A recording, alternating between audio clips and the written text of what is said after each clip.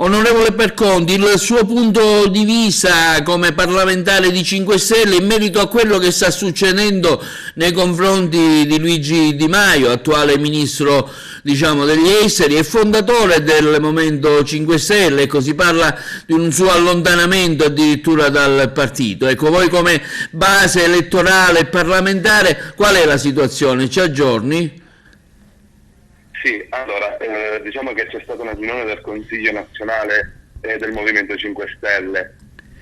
Si è parlato di espulsione ieri, ma questa è stata un'ipotesi già rinviata, ed è stato rinviato anche questo giudizio, se così si può definire. È un momento particolare di dibattito all'interno del Movimento 5 Stelle, ci sono degli impegni elettorali importanti, si sta costruendo l'organizzazione territoriale e c'è un dibattito aperto sulle questioni che riguardano anche la nostra posizione all'interno della NATO. A breve si voterà su una risoluzione che riguarda la de-escalation militare in Ucraina. Io sono molto fiducioso e mi auguro che si trovi una quadra al più presto possibile e che si chiariscano le posizioni di Conte e di Di Maio. Quindi diciamo una situazione di aggiustamento, di accomodamento, considerando che Di Maio insomma è stato il fondatore iniziale del 5 Stelle e Conte è venuto dopo. Diciamo che non è importante quanto il prima o il dopo, sicuramente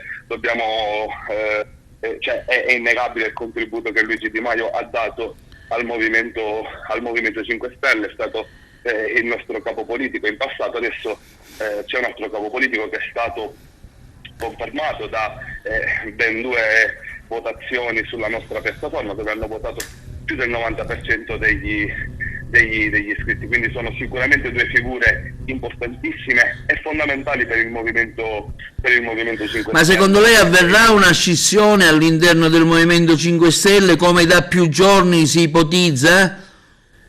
Ma io personalmente mi auguro di no, credo di no,